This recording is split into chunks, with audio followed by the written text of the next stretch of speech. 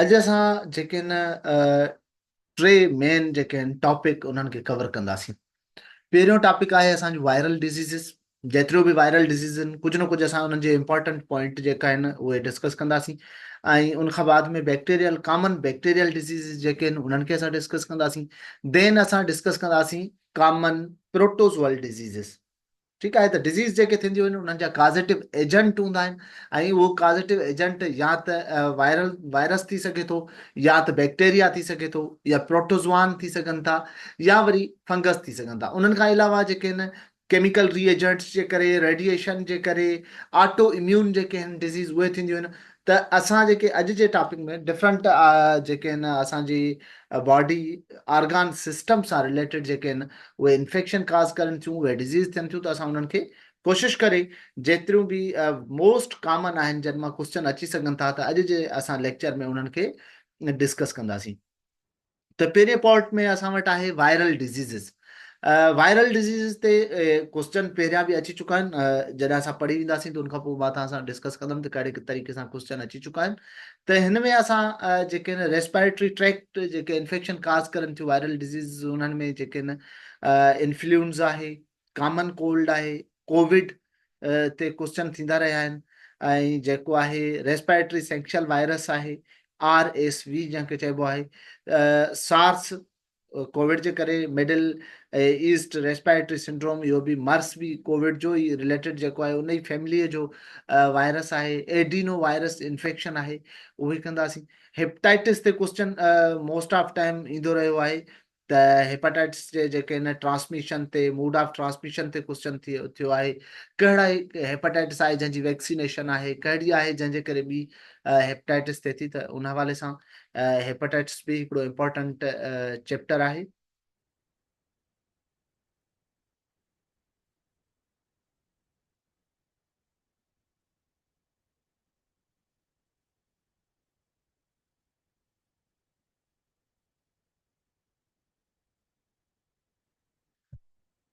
उनखां पोइ sexual transmitted डिज़ीज़िस जेके वायरल डिज़ीज़िस आहिनि, HIV AIDS most common topic आहे जिते क्वेश्चन थींदा रहंदा आहिनि। हर्पीज़ सिम्प्लेक्स वायरस जेको आहे, ह्यूमन पेपिलोमा वायरस, पेपिलो वायरस जेको आहे, पेपिलोमा वायरस जेको आहे उहो कैंसर काज़ कंदो आहे। वन ऑफ द मेन काज़ वायरस विच काज़िस कैंसर। उनखां अलावा जेके आहिनि हेमॉर्जिक जेके हेमरेज काज़ करनि था बॉडी जे अंदरि, Ebola virus most common virus आहे। स्किन सां जेके रिलेटेड आहिनि, हर्पीज़ सिम्प्लेक्स जेको कोल्ड सोर एंड जेनेटियल हर्पीज़ काज़ करे थो। वेर्सीला ज़ूस्टर जेको आहे, जेको चिकन पॉक्स काज़ करे थो ऐं शिंगल्स काज़ करे थो, उहे आहिनि। उनखां अलावा नोटेबल वायरसिस कुझु आहिनि जीअं स्मॉल पॉक्स आहे त उहो एरेडिकेट थी चुको आहे, उन ते क्वेश्चन अची सघे थो। गेस्ट्रो इंटेस्टाइनल जेके आहिनि ट्रैक्ट सां रिलेटेड जेके वायरल इन्फेक्शन हुजनि, रोटा वायरस ते वैक्सीन बि मोस्ट कॉमन काज़ इन्फेंट में, इहो रिटन में हिन ते पहिरियां प्रीवियसली क्वेश्चन बि अची चुको आहे। त उहो कहिड़ो वायरस आहे जेको इन्फेंट में मोस्ट जेको आहे कॉमन आहे, फेटेलिटी जेको काज़ करे थो, जेको डेथ जो रीज़न बणिजे थो, जंहिंजे लाइ रोटा वैक्सीन बि आहे। रोटा वैक्सीन जूं जेके आहिनि 4 डोज़िस थींदा आहिनि जेके ॿारनि खे लॻाया वेंदा आहिनि। इंटेरो वायरस आहे, उनमें arthropod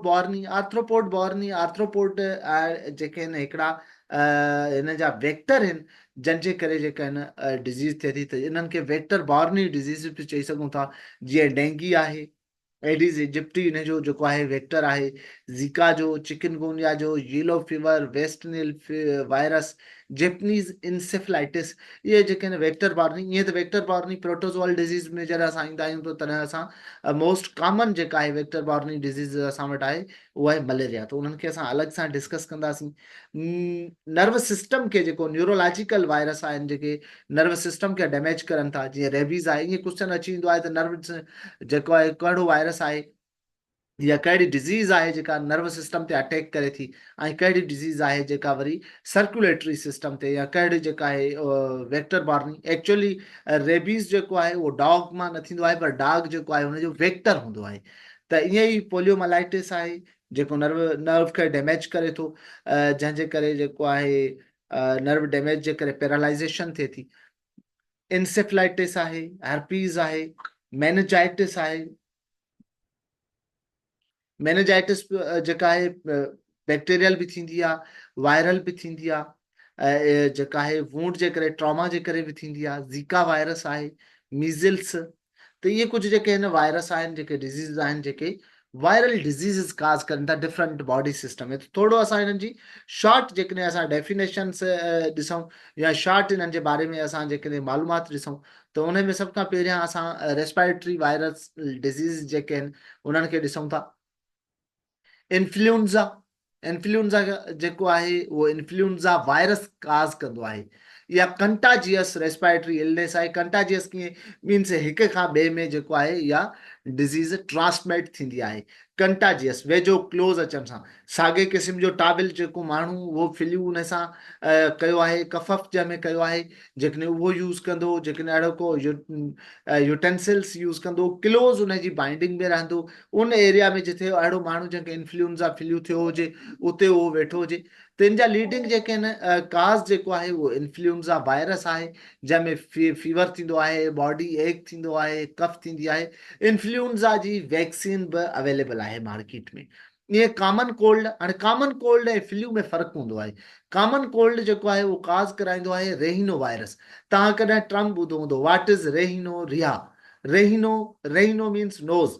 Here the term rhino means nose and Rhea means flow, वहण। ठीकु आहे, नक जे वहण खे, नोज़ जो जेको आहे फिलरिंग खे चइबो आहे रेहिनो रिया।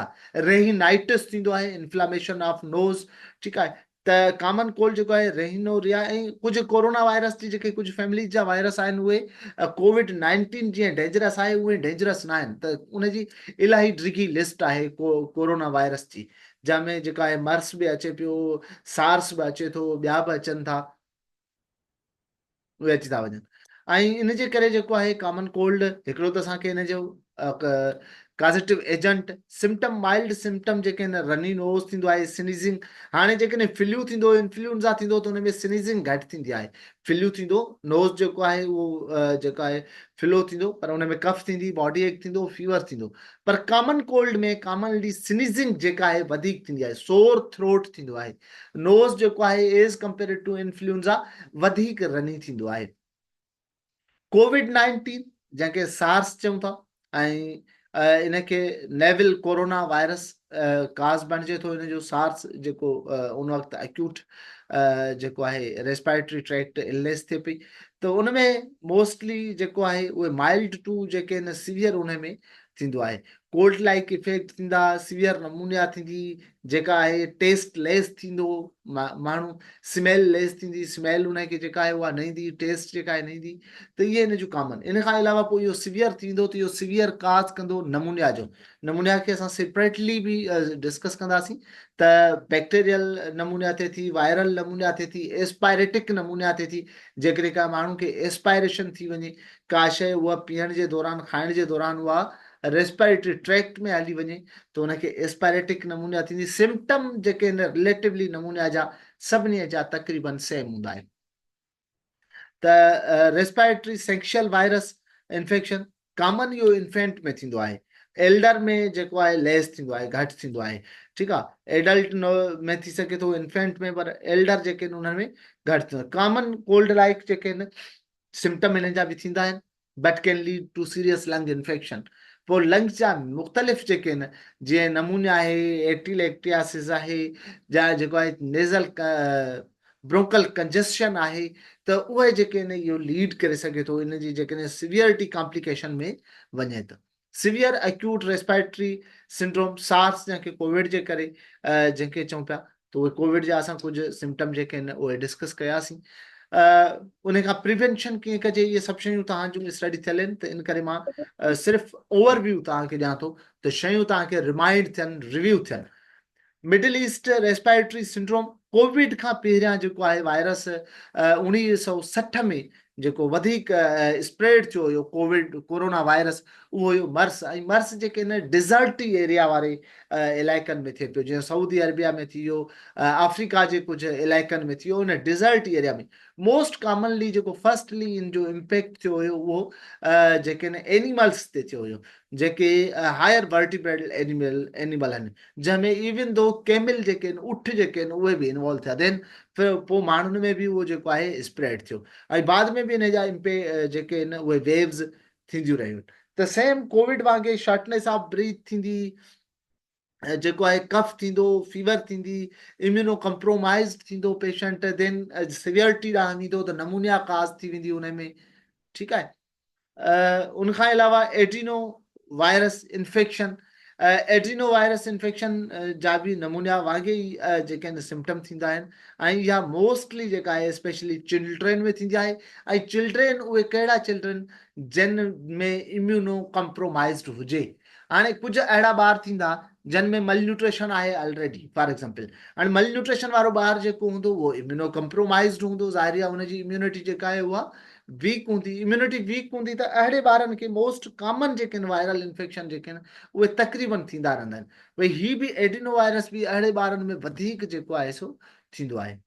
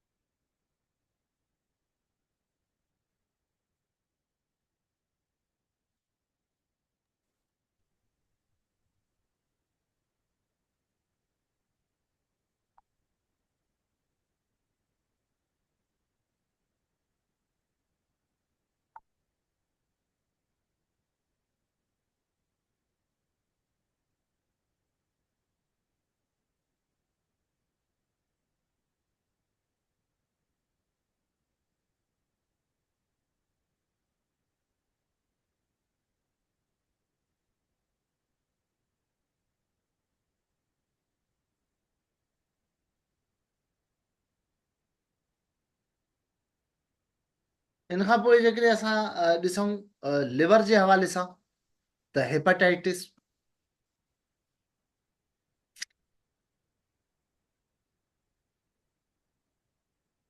हेपेटाइटिस हेपेटाइटिस छा आहे? Inflammation of liver. सिंपली जेकॾहिं क्वेश्चन अचे what is hepatitis, how many types of hepatitis, which type of hepatitis is more dangerous, जेकॾहिं क्वेश्चन अहिड़े तरीक़े सां अचे त तव्हां उनखे क्वेश्चन खे इज़ीली जेको आहे डिफाइन करे सघो था। Hepatitis is the simple words में जेकॾहिं चऊं, hepatitis is the inflammation of liver commonly caused by virus and alcohol, drug, toxins and trauma।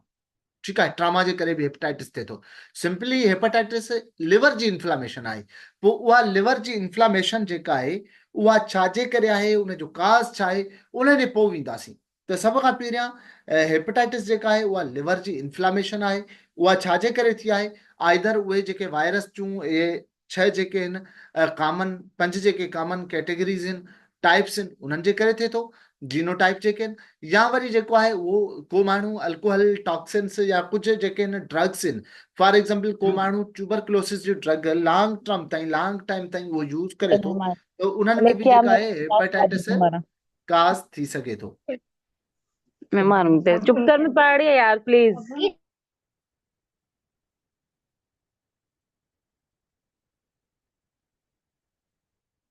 त उन में कॉमन जेके आहिनि अल्कोहल, टॉक्सिन ऐं कॉमन जेके आहिनि कुझु जेके ड्रग जेके लॉन्ग टर्म में यूज़ कजनि त उहे बि काज़ करे सघनि थियूं। उनखां अलावा जेकॾहिं टाइप्स पुछूं वञनि हेपेटाइटिस जूं त ABCDE। ठीकु आहे, हेपेटाइटिस जूं कहिड़ी जेका आहिनि टाइप आहिनि जिन जी वैक्सीनेशन अवेलेबल आहे। त कॉमनली ॿी दुनिया में पाकिस्तान खां अलावा हेपेटाइटिस A जी वैक्सीन बि मौजूदु आहे, पर असां वटि जेका वैक्सीनेशन थींदी आहे उहे प्रिवेंशन लाइ हेपेटाइटिस जी, उहा सिर्फ़ु हेपेटाइटिस B जी जेका आहे थींदी आहे। हेपेटाइटिस A एतिरो जेको आहे डेंजरस न आहे as compare to B, C and D जे।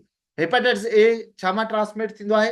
हेपेटाइटिस B, C जेके आहिनि ऐं D, इहे टई जेके आहिनि ब्लड एंड ब्लड रिलेटेड कंटामिनेशंस या ब्लड रिलेटेड प्रोडक्ट्स सां ट्रांसमिट थींदियूं आहिनि, जेको मूड ऑफ ट्रांसमिशन आहे B C and D.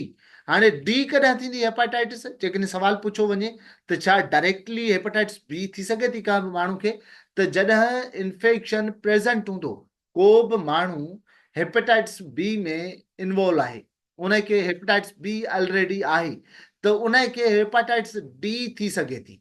Otherwise directly जंहिंखे हेपेटाइटिस बी कोन्हे उनखे हेपेटाइटिस डी न थींदी आहे। Hepatitis A and hepatitis E जेका आहे इन्हनि जो mode of transmission faeco oral route आहे, माना कंटामिनेटेड फीसिस उहे वाटर जे फूड जे कंहिं तरीक़े सां उहे असांजे माउथ में इंजेक्शन थी वञे, ऐं उहो इंजेक्शन जे करे जेको आहे सो hepatitis A and hepatitis E थींदा। ऐं जेके ब्लड सेक्सुअल ट्रांसमिटेड ब्लड, हाणे सभिनी शयुनि में जेको मेन शइ हूंदी आहे इन्हनि में उहा ब्लड हूंदी आहे, त भाई ब्लड जेका आहे उहा blood wound to wound contact में थिए थी, ब्लड नीडल जेका आहे पिर्क जे करे थिए थी, ब्लड मदर टू बेबी में जेको आहे प्लेसेंटा जे थ्रू।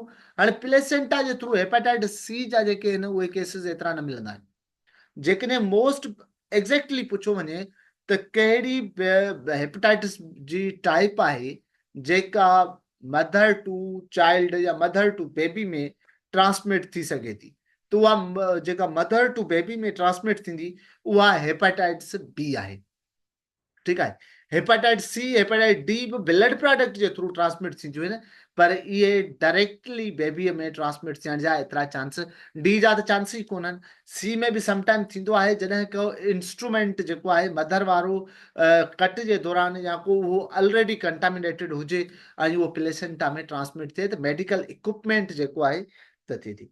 पर ब्लड जे थ्रू जेकॾहिं का मदर प्रेग्नेंट आहे ऐं बेबी उनजे वोम में आहे त उहा बेबीअ में जेका डायरेक्टली प्लेसेंटा जे थ्रू ट्रांसमिशन थी सघे थी उहा हेपेटाइटिस बी जी आहे।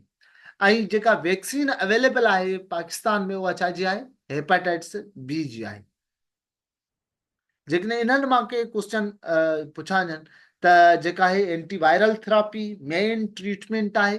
वायरल जेतिरियूं बि डिज़ीज़िस आहिनि उन्हनि जी जेका मेन ट्रीटमेंट आहे उहा एंटीवायरल थेरापी आहे। ठीकु आहे, इंजरेक्स बी आहे वाट एवर आहे उहा उनजे लाइ असां यूज़ कंदासीं हेपेटाइटिस जी प्रिवेंशन लाइ, वैक्सीनेशन लाइ या ट्रीटमेंट लाइ। कहिड़ी जेका आहे उनखां अलावा फ्लूइड जेको आहे रिप्लेसमेंट कंदा आहियूं। पेशेंट जे जेकॾहिं क्वेश्चन करे थो त असां हेपेटाइटिस जो पेशेंट आहे उन में जेका आहे कॾहिं अच्छा सवाल ईअं थी सघे थो त जेको बेबी बॉर्न थिए थो उनखे कहिड़ियूं वैक्सीन जेके आहिनि at the time of berth लॻायूं वेंदियूं आहिनि। त at the time of berth जेको आहे BCG ट्यूबरक्लोसिस खां प्रिवेंशन लाइ, हेपेटाइटिस बी हाणे शेड्यूल में इंटर कई वई आहे उहा लॻे थी, ऐं पोलियो मेन जेकॾहिं पुछो वञे त उहा BCG आहे, then hepatitis B and polio also जेके आहिनि उन सां गॾु ॾिनियूं वञनि थियूं। त हेपेटाइटिस जे हवाले सां बिलिरुबिन लेवल जेका आहे उहा इंक्रीज थी वेंदी आहे, येलो डिस्कलरेशन थींदी आहे नेल्स में, पाम्स ते, आइज़ में जेका आहे उहा छाजे करे थींदी आहे, बिलिरुबिन लेवल जे करे। बिलिरुबिन लेवल जॾहिं इंक्रीज थी वेंदी, जॾहिं बिलिरुबिन लेवल इंक्रीज थी वञे ऐं येलो डिस्कलरेशन थी वञे बॉडी में त उनखे जॉइंडिस चइबो आहे। त इहे कॉमन टर्म आहिनि जेके तव्हांजा पढ़ियल आहिनि। SPGT इंक्रीज थी वेंदी आहे, उहा लिवर हार्ट जिथे बि का इंजरी थिए माना जेका आहिनि डैमेज थिए त उनमें इंक्रीज थी वेंदी आहे। त उहे इन जूं जेके आहिनि कॉमन टेस्ट आहिनि, हेपेटाइटिस जी स्क्रीनिंग आहे, उनखां पोइ जेको आहे डिफरेंट जेके आहिनि डायग्नोस्टिक पैरामीटर्स ते असां बिलिरुबिन ते वेंदासीं, SPGT ते वेंदासीं। त एतिरो डीप क्वेश्चन पुछंदा न आहिनि, पर थोरो तव्हां वटि ओवरव्यू इन शयुनि जो हुजणु खपे, मूड ऑफ ट्रांसमिशन जो हुजणु खपे, प्रिवेंशन जो हुजणु खपे। सेक्सुअल ट्रांसमिटेड डिज़ीज़ जेके आहिनि HIV ते मोस्ट कॉमन तव्हां वटि सभिनी वटि नॉलेज हूंदी त HIV जेका आहे उहो HIV वायरस आहे, ऐं जेको आहे एड्स जेका आहे उहा डिज़ीज़ आहे। ठीकु आहे। को बि माण्हू HIV पॉज़िटिव जेको हूंदो उनखे असां एड्स न चवंदासीं। एड्स तॾहिं चवंदासीं जॾहिं उन माण्हूअ में जेका आहे एड्स जा सिम्पटम हुजनि। हाणे सिम्पटम कहिड़ा हूंदा? हिकिड़ो त पेशेंट इम्यूनो कॉम्प्रोमाइज़ थींदो आहे, छो त इम्यूनो डेफिशिएंसी कराईंदो आहे ही वायरस। हाणे जॾहिं इम्यूनो कॉम्प्रोमाइज़ थींदो त छा थींदो? मेनली उनजा जेके आहिनि 3 मेन सिम्पटम आहिनि, ठीकु आहे, एड्स जा। कहिड़ा?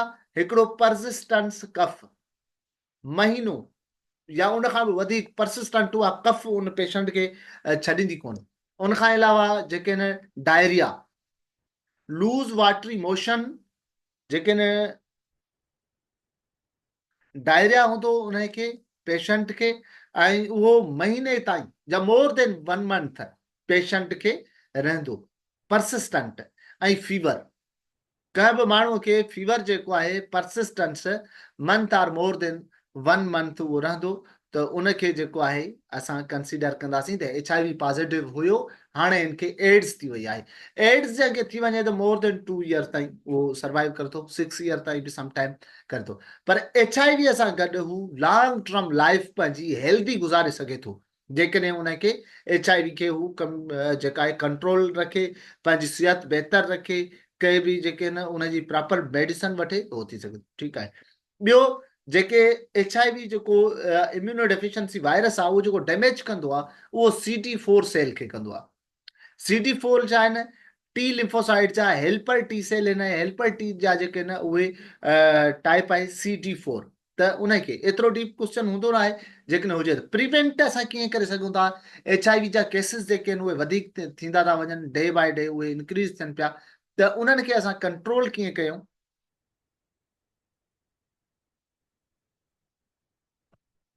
त उन में फर्स्ट ऑफ ऑल जेके स्क्रीनिंग आहे, स्क्रीनिंग थिए। स्क्रीनिंग जेके हेपेटाइटिस HIV सॉरी उहे HIV जेके न वधीक स्क्रीन में जेके पॉज़िटिव अचनि था उन्हनि जी ट्रीटमेंट थिए।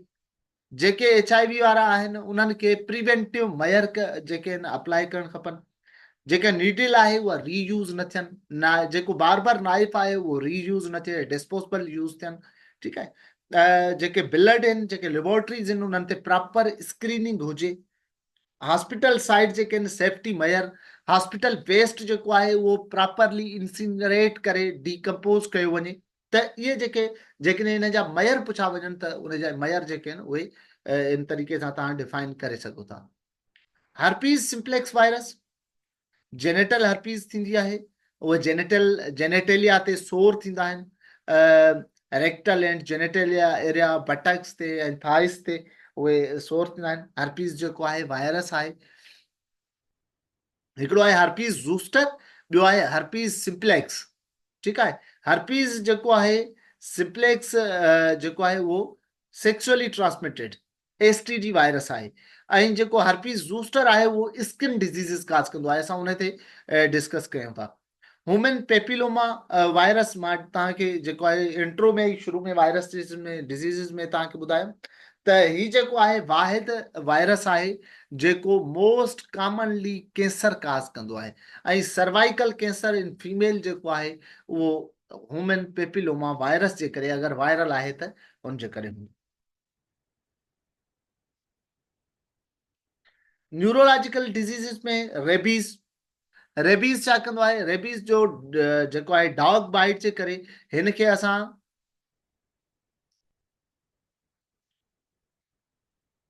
डॉग बाइट जे करे जेको आहे रेबीज़ थींदो आहे। रेबीज़ वायरस हूंदो आहे जेको डॉग जी सेलेवा माउथ में जेको आहे हूंदो आहे।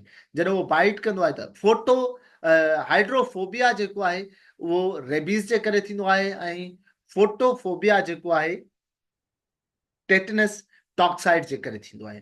ईअं ई रेबीज़ जो जेको इम्पैक्ट हूंदो आहे असांजे नर्वस सिस्टम ते हूंदो आहे। ऐं स्नेक बाइट जो जेको हूंदो आहे उहो असांजे सर्कुलेटरी सिस्टम ते हूंदो आहे। उहो ब्लड खे थिन करे छॾींदो आहे। जेके क्लॉटिंग फैक्टर हूंदा आहिनि उन्हनि खे डिस्ट्रॉय करे छॾींदो आहे।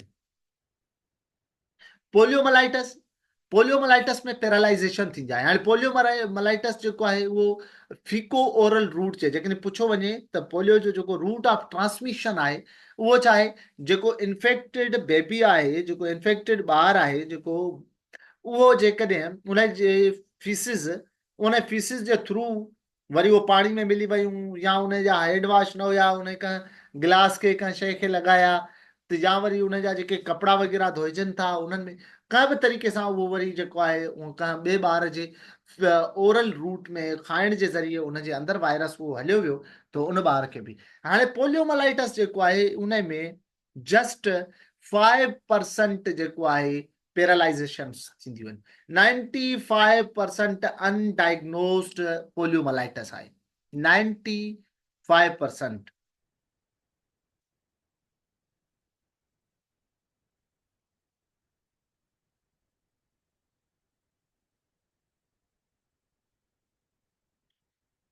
कुझु कैंडिडेट्स खे मूं पहिरियां बि ॿुधायो आहे त पंहिंजे जेके आहिनि न नाले सां, जंहिं नाले सां तव्हां असांखे पंहिंजी इनरोल करायो आहे, उन नाले सां जेको आहे, हाणे कुझु रिक्वेस्ट कुझु कैंडिडेट जो आहिनि पर उन्हनि जा जेके आहिनि उन्हनि जेके असां वटि नाला आहिनि उन्हनि सां न आहे, त काइंडली तव्हां मां बि जेकॾहिं जेको बि कंहिं टाइम बि करे जॉइन त उहो पंहिंजे नाले सां करे।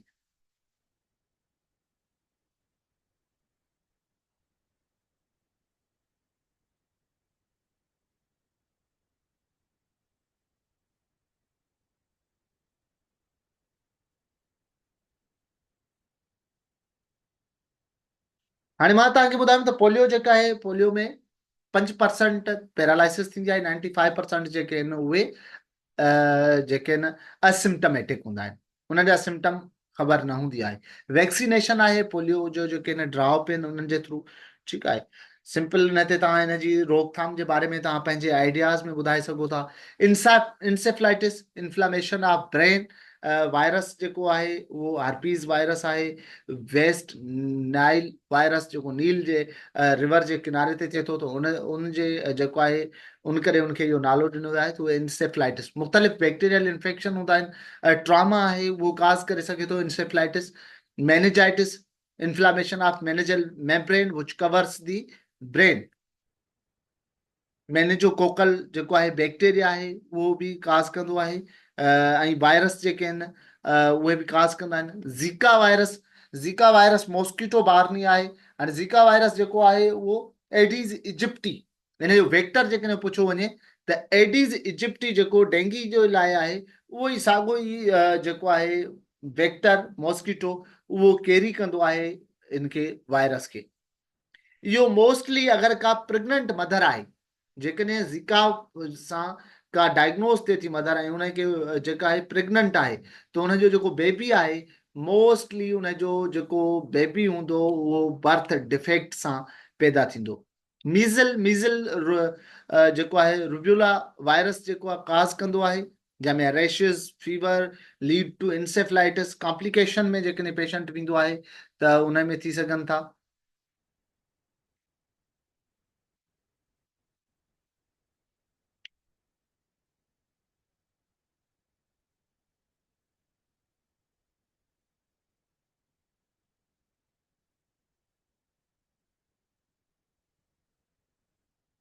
चाइल्डहुड में असां मीज़ल खे डिस्कस करे आयासीं। मम्प्स जेको आहे, मम्प्स में छा थींदो आहे, स्वेलिन थी वेंदा आहिनि salivary gland. Mumps communicable viral disease आहे, जंहिंजे करे स्वेलिन थी वेंदा आहिनि सिलेवरी ग्लैंड्स, फीवर थींदो आहे, ऐं कॉम्प्लिकेशन जेका आहे उन सां जेका हेयरिंग आहे उहा लॉस थींदी। छाजे करे त जेका असांजी ENT, इन लाइ चवंदा आहिनि एयर थ्रोट एंड नोज़, उन्हनि जा जेके आहिनि ट्यूब, ह्यूस्टन ट्यूब जेको आहे गले खां एयर खे जेको आहे कनेक्ट करे थो, ऐं उनजे डैमेज थियण जे करे, उते कॉम्प्लिकेशन थियण जे करे हेयरिंग लॉस थी वेंदी आहे।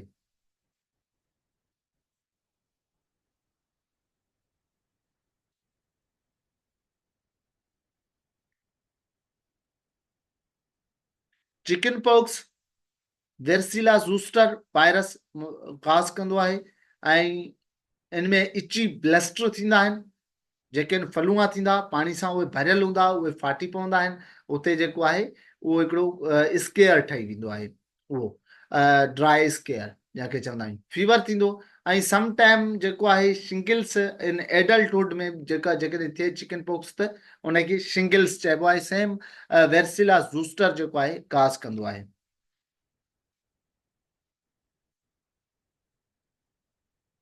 हाणे हिकिड़ी ॻाल्हि ज़हन में रखी छॾियो, मीज़ल मम्प्स रुबेला इन्हनि जा डिफरेंट इंक्यूबेशन पीरियड हूंदा आहिनि, पर जेकॾहिं तव्हांजो जवाबु 7 to 14 डेज़ आहे त इट्स इनफ।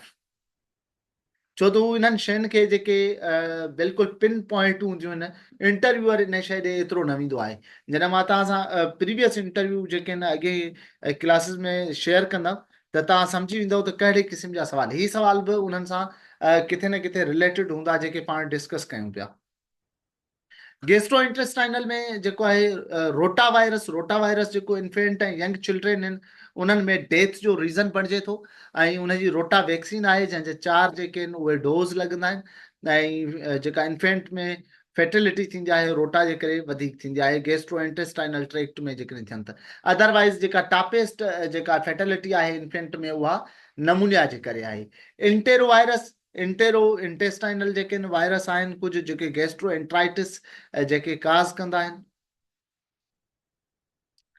डेंगी, डेंगी में छा थींदो आहे, एक्चुअली फीवर थींदो आहे, हेडेक थींदो आहे, जॉइंट पेन, रैशेस थींदा आहिनि, पर इनखे माण्हू ख़तरनाक छो थो सम्झे? ख़तरनाक इन करे थो सम्झे त डेंगी जेकॾहिं उहो सिवियरिटी में थी वेंदो त उन सां ब्लीडिंग थींदी आहे, जेके क्लाटिंग प्लेटिलेट जेके आहिनि उहे डिस्ट्रॉय थींदा, प्लेटिलेट डिस्ट्रॉय थींदा त क्लाटिंग फैक्टर जेके आहिनि उहे घटिजी वेंदा ऐं पोइ बॉडी में ब्लीडिंग थियणु शुरू थींदी आहे। एक्चुअली इनखे असां ट्रीट कीअं कंदा आहियूं, सिर्फ़ु रिहाइड्रेट कंदा आहियूं ऐं एंटीपायरेटिक पेशेंट खे ॾींदा आहियूं, वधीक हिनजी का बि ट्रीटमेंट कोन्हे हिन वायरस जी। रिहाइड्रेशन करिणो आहे छो त हाई ग्रेड फीवर जे करे बॉडी मां वाटर लॉस थी वेंदो आहे परस्पायरेशन जे ज़रिए, ऐं उनखे पेशेंट खे असां सिर्फ़ु एंटीपायरेटिक ड्रग्स ॾींदा आहियूं। पर जेकॾहिं उहो लीड कंदो आहे जेको आहे सिवियरिटी ॾांहुं, सीबीसी में असां ॾिसंदासीं त प्लेटिलेट जेके आहिनि उहे डिक्रीज़ थींदा, त पहिरियां ई जेका डायग्नोसिस हूंदी आहे डेंगीअ जी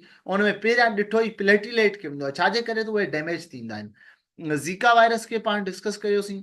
चिकनगुनिया, चिकनगुनिया जो बि आउटब्रेक थियो हुयो, एडीज़ इजिप्टी।